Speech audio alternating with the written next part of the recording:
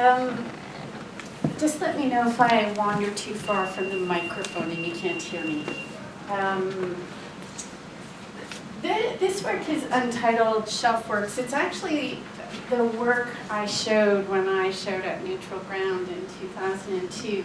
And I often like to start with this work because I didn't for a long time think of myself as a sculptor, and certainly not a kinetic artist, and certainly not a sound artist. So each time I made a step forward into a definition of my practice, I had to do it very purposefully.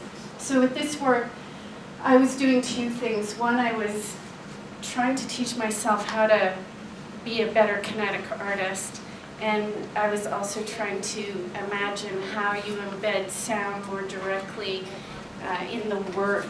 At the time, my studio was in Chinatown in downtown Toronto, and I was actively researching.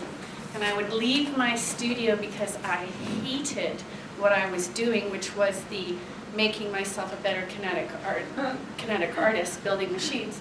And I'd go out into Chinatown and buy toys, because I thought if I bought my toys and I took them apart, I could analyze them, and then I would know more about machines. It's a totally great plan. So one side of the studio, the art was happening, and then the other side, this slowly growing pile of the exteriors of toys kept building. It was fantastic. And what I would do is I would strip the toy down just enough so that I could attach it to my tabletop and power it up and see it work. And what I was loving at the time was buying only toys that made sound. And as I was buying toys that made sound and doing this, I was realizing that, wow, if I turn on one, and it's not an intelligent toy, it just has a pattern based on its mechanics. So it just runs on an even rhythm. When I listen to one, I get to know it really quickly, and I get kind of bored of the rhythm. But if I put it in a pair, suddenly I have counterpoint. I have a more complex structure. And I didn't find I needed more than two. I always found that two was just enough.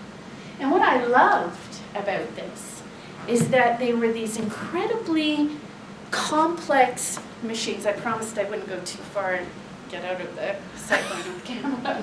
So I'm sort of self-conscious of my wandering. It's fine. When you're not in the light, it doesn't matter. No, there we go. What I was discovering about this work as I was making it was that I loved that these were what they were. They weren't trying to be anything other than incredibly playful, fascinating, for me, complex machines that did what they did. They played. I'm going to show you a little, I'm going to come back to Steve Reich in a minute. I'm going to show you an a video clip. This is the work installed in the now defunct Cold City Gallery in Toronto.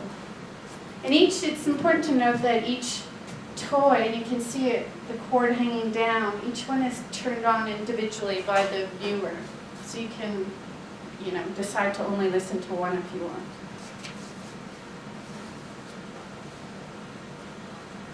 It was quite amazing. One time I came in to check on the show, and I found a woman lying on the floor in the middle of the room with all of them on. I was like, all right.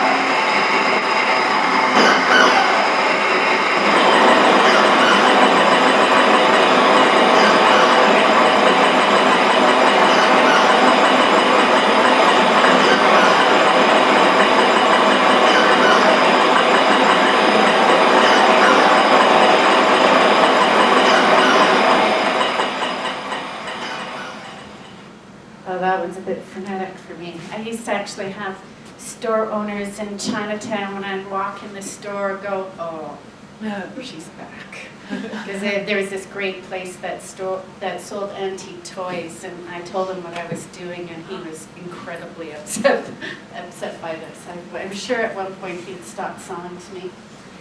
There's a couple of key things that I was figuring out with this work. And it's a vein that starts to weave itself through my whole practice, and you'll see it as we talk today. And I definitely have way more than we can talk about today. So I'll tease you by passing by work.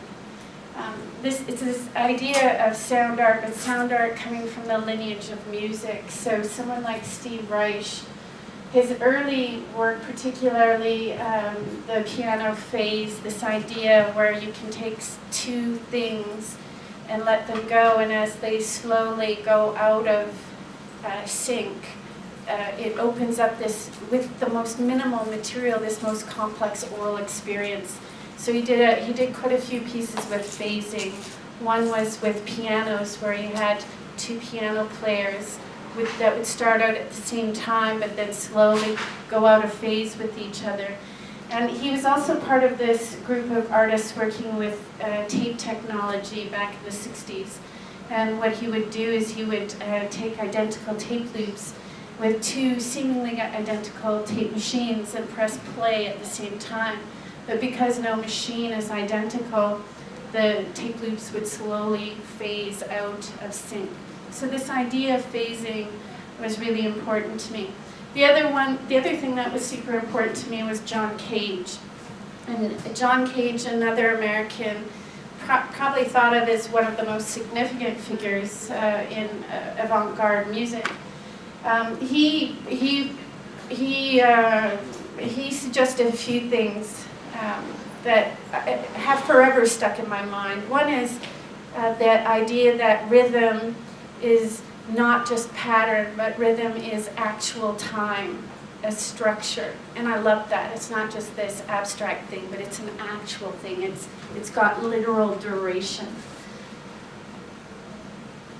Waltzing Matilda is I think of it a bit as my superstar piece. I had no idea it would be so popular.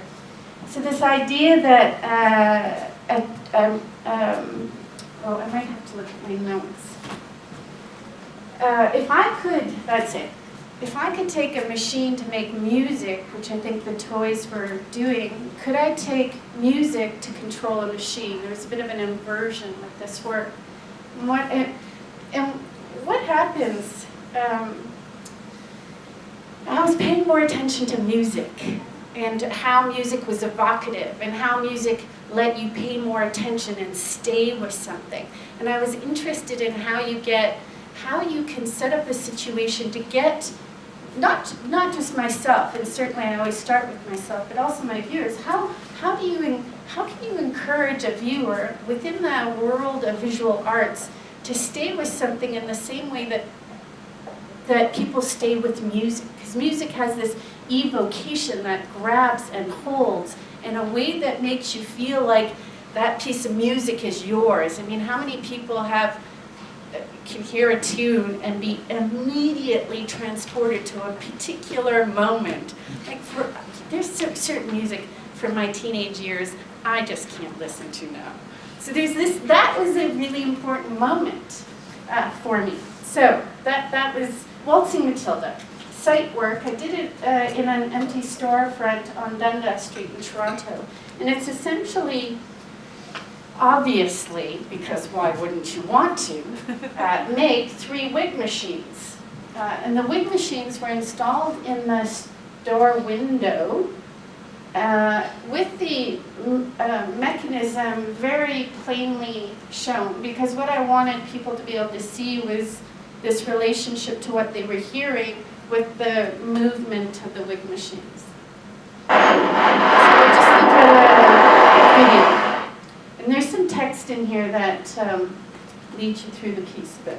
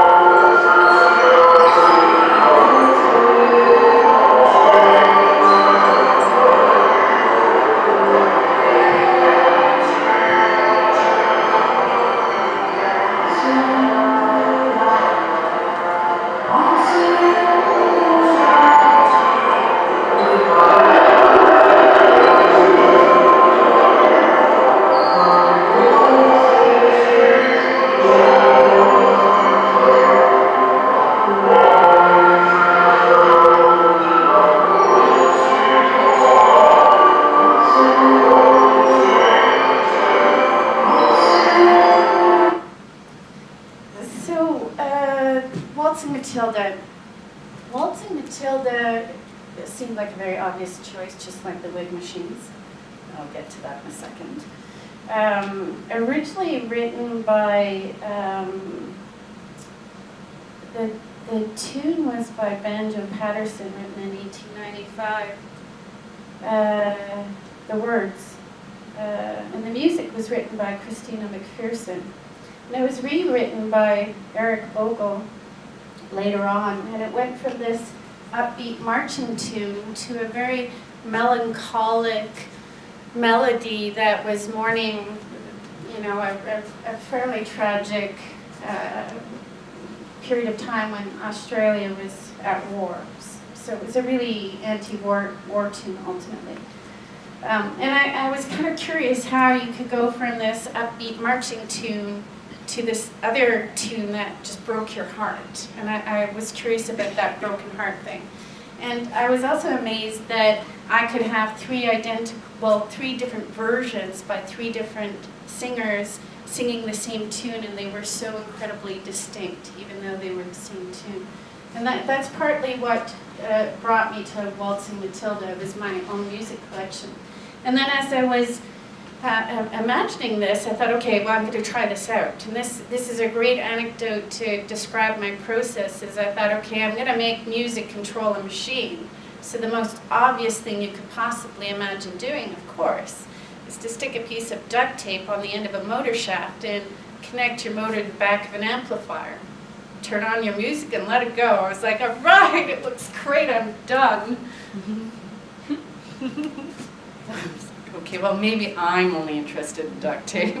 So that's when I started to think, okay, well, what kind of machine should it be? So at that time, I wasn't really building my own machines, so I was working with somebody who built machines, and we came up with the simplest, the most pared down machine possible, and I decided I would use something that was related to this idea of dancing in the body without replicating the body, and the hair really amplifies movement quite nicely.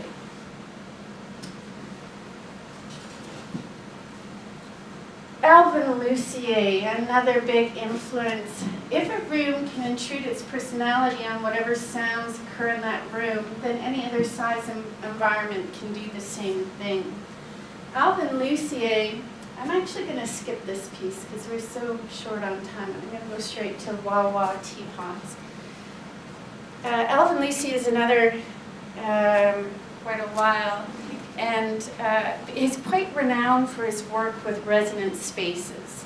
And it really was a big influence on the kind of spatial, temporal sound experiments that I've done over the last long period of time. But along with Alvin Lucier is my mother. And I love my mother. I really do. And my mother loves me. I'm very sure of it.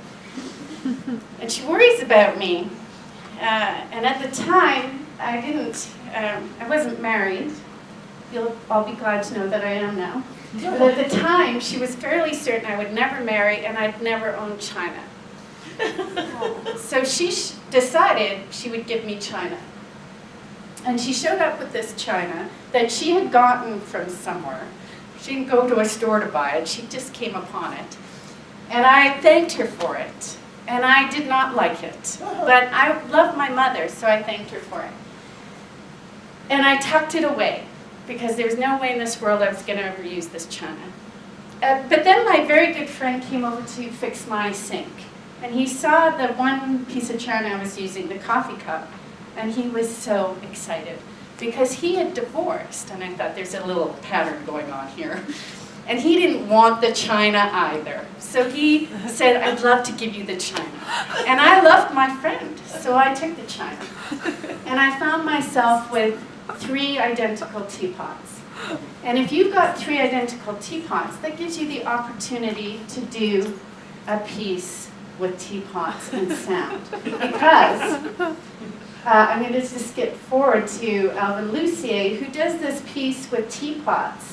There's one version called Nothing is Real, and another with a lot of different objects, one including a teapot, called Chambers.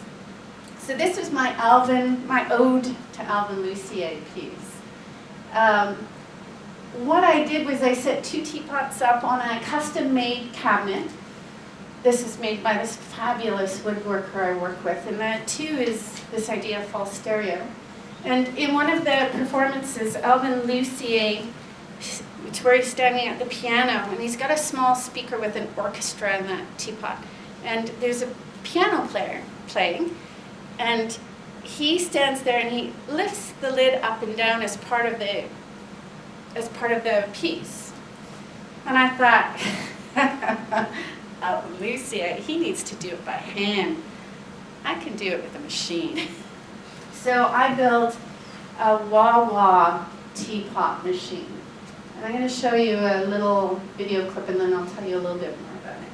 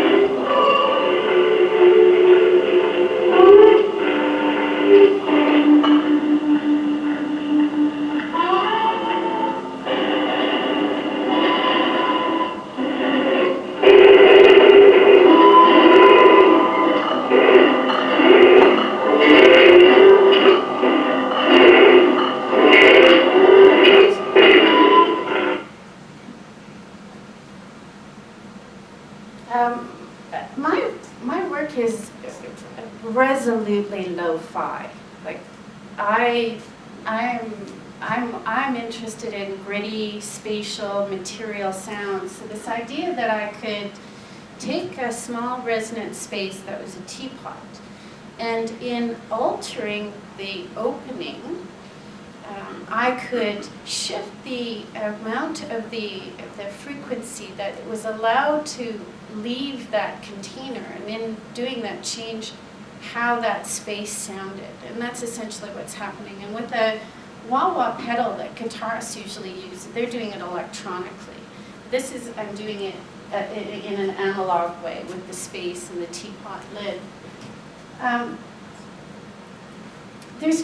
I could talk endlessly about this piece because I think I was really figuring out a lot with it. It was actually a preparation piece for the following piece. This was just our warm-up piece.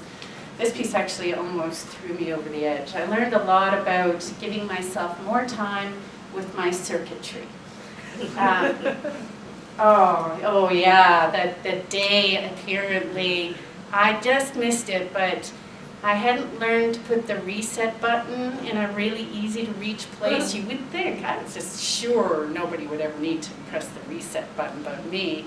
And apparently one day, somebody came into the gallery that it was showing in, and poor Mr. Kim Adams, my very dear friend, was lying on the floor attempting to find the reset button for my gallerist. It was painful for her and him and me. What do I want to tell you? I think the key thing I want to tell you is how I'm as interested in the sound as I am in how I get to the sound. So I'm interested in the technology that was making this sound. And the technology that was making this sound is old technology now. It was on these audio chips. And I was interested in the same way back in the 60s. So back in the 60s, way in the 60s, there's an artist named Terry Riley who was, at the same era as someone like Steve Reich. He was doing a lot of compositions with tape loops. And this was at a time when reel-to-reels became a household commodity. You could actually go and buy a reel-to-reel, own it, and do your own audio editing with these reel-to-reels. And but when I discovered Terry Riley and I would listen to how his editing with the teeth loops manifest in his compositions, I was blown away by it. I think I listened to Terry Riley straight for, I don't even know how long it was now. I can't listen to it quite as much. So I wanted to know if I could do the same thing that Terry Riley was doing with his teeth loops. Could I embed that same kind of compositional treatment with the technology, with these audio chips? So I could get into detail with that, but it's kind of boring if you're not into that technology. So I'm going to move on to the prepared piano. John Cage comes up again, just to give you, I couldn't find very good large images. I should get on that. A prepared piano, if you don't know what a prepared piano is, it's when you take a grand piano that has horizontal strings and you stick things in it. There's no rules to it, really. You can do whatever you want. You can find whatever you want. You can stick it in the strings, and then when the piano is played, they rattle about and they change the sound of the piano.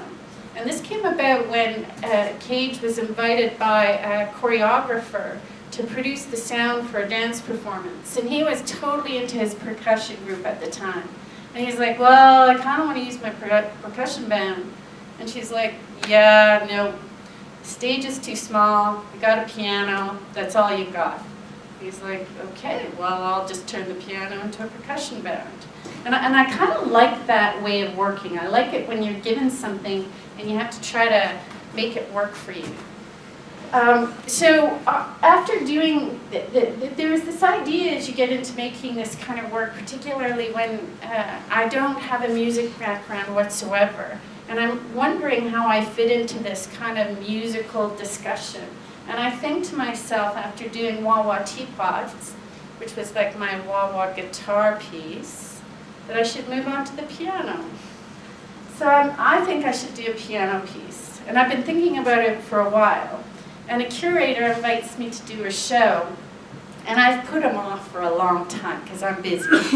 I can't get to it. And he's like, Marla, are you going to commit to this show or what? And I said, sure, if you get me a piano. And I thought, there's no way he's going to find me a piano for a while.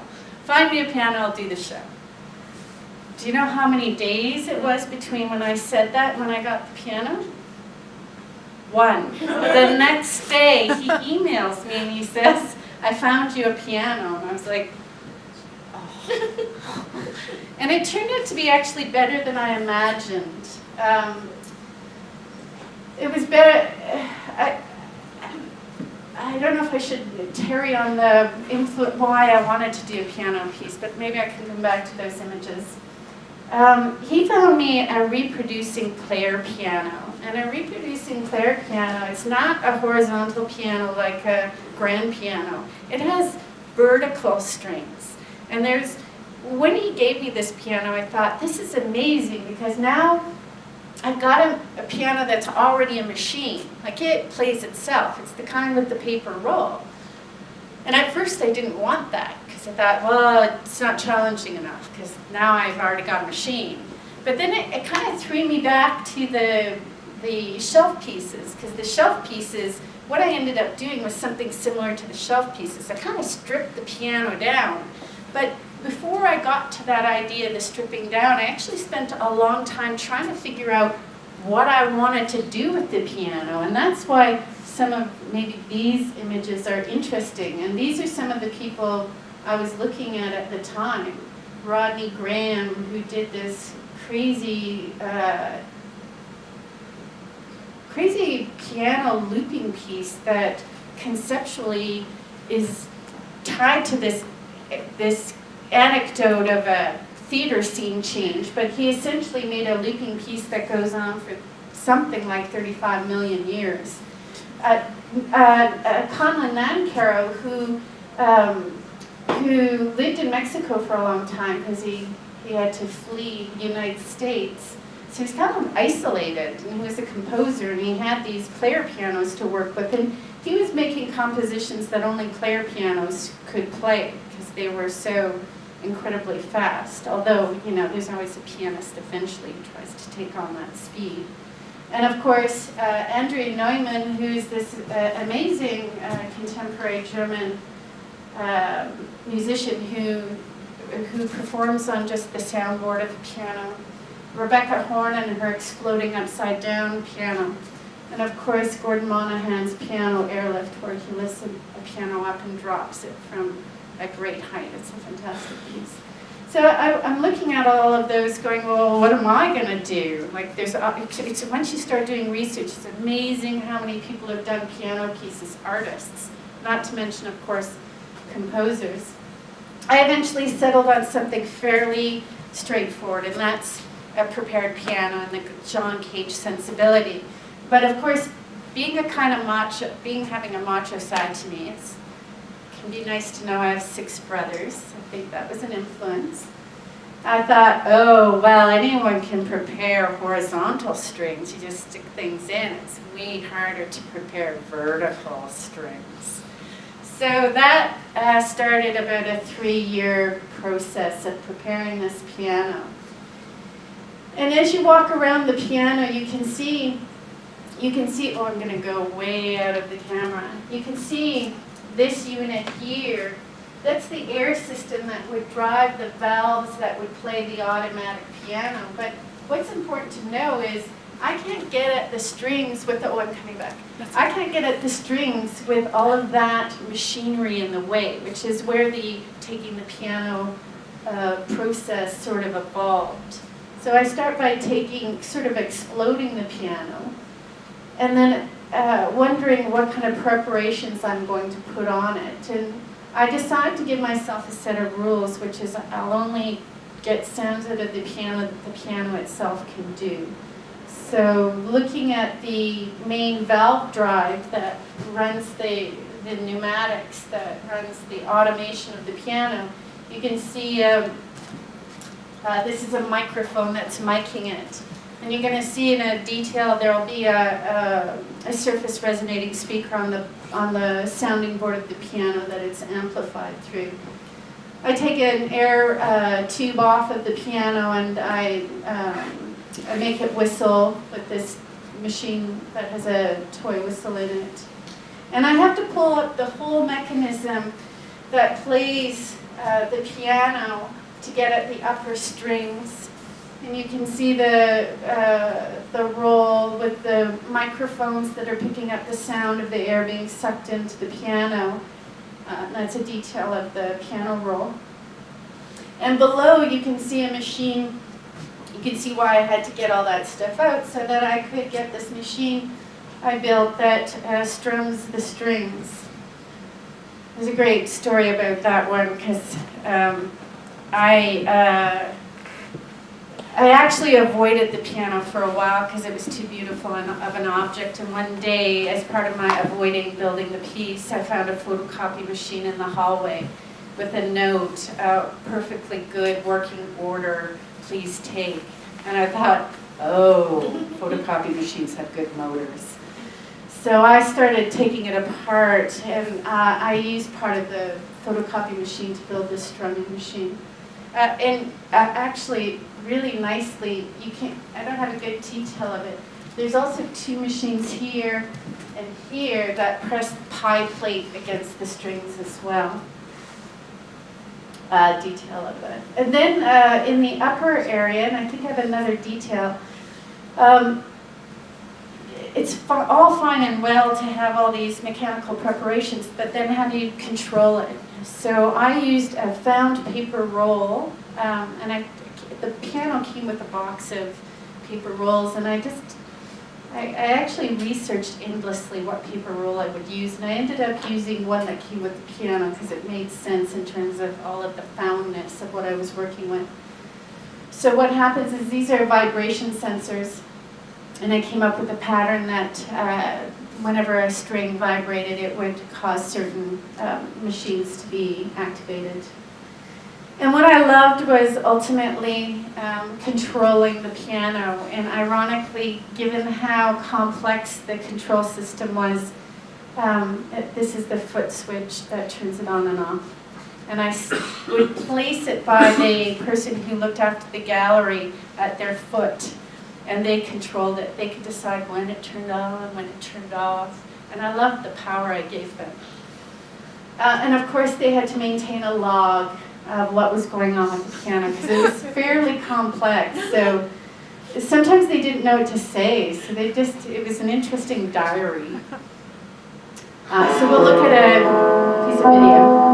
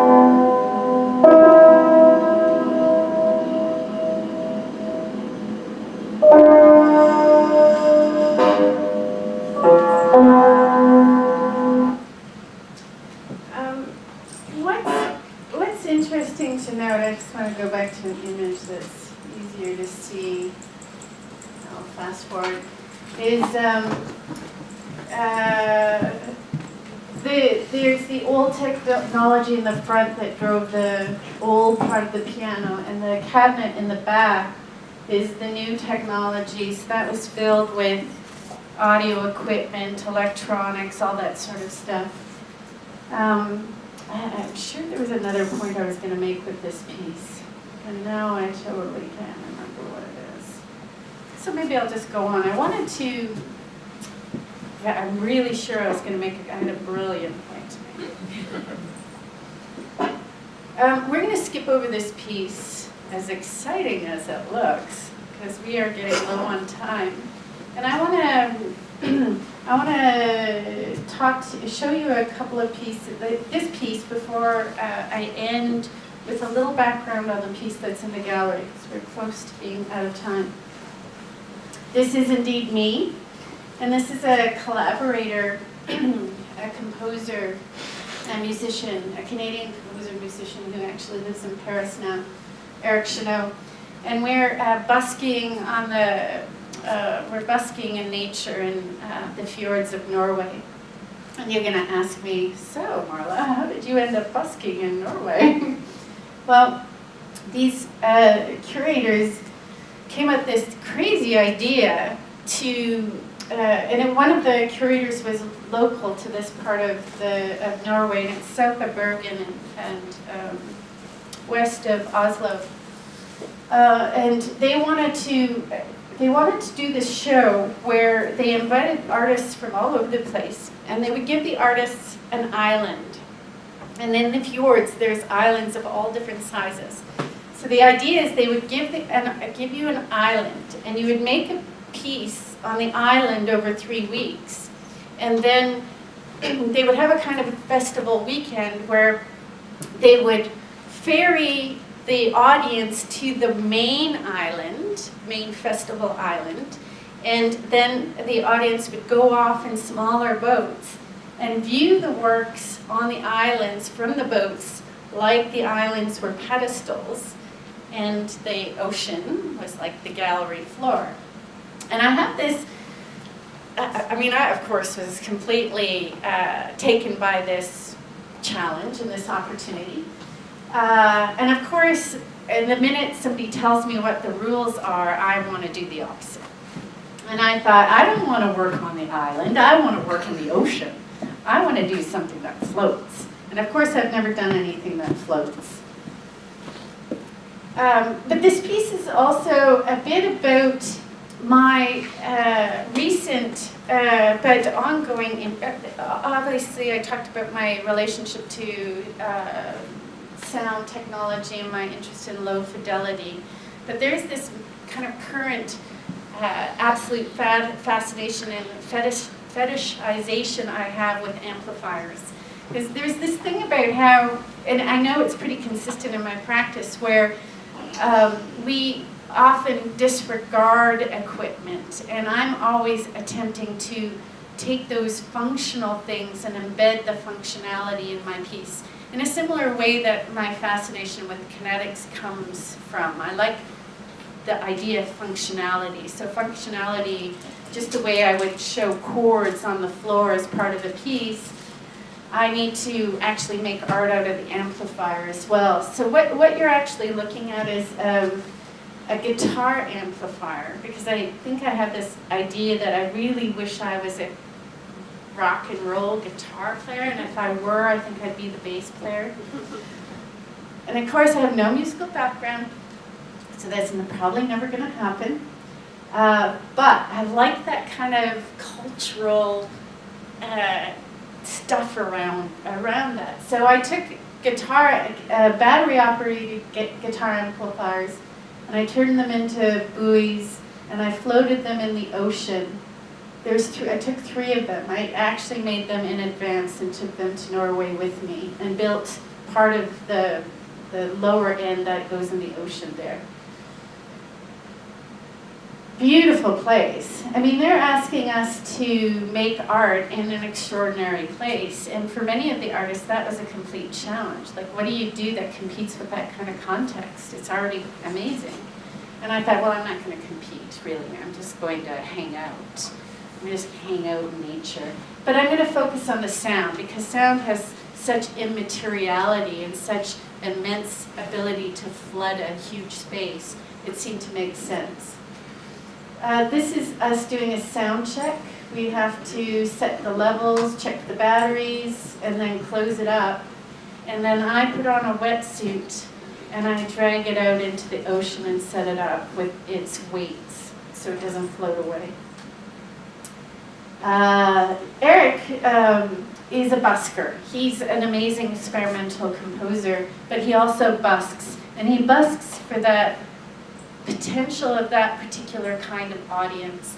And there's this growing interest in my practice right now around the social side of the engagement of not only my own production, but also in terms of how the audience engages with what I'm doing. He also had this ongoing fascination with Norwegian fiddle music, and I thought, okay, wait a minute. So I think I want to do this piece. I should fly Eric to Norway to play, and I'll do whatever he tells me to do. So what he had me doing was he had me swinging a speaker, and what was coming out of that small speaker was his bowed guitar, and his bowed guitar was also coming out of another one of the buoys. And then he also prepared pre-recorded material for the other 2 buoys. And I'll play you a short clip. Well, maybe not so short. I know I'm almost out of time. That's okay. I am out of time. I'm going to push the deadline, but just a little bit. Okay. Thanks, Jennifer. No.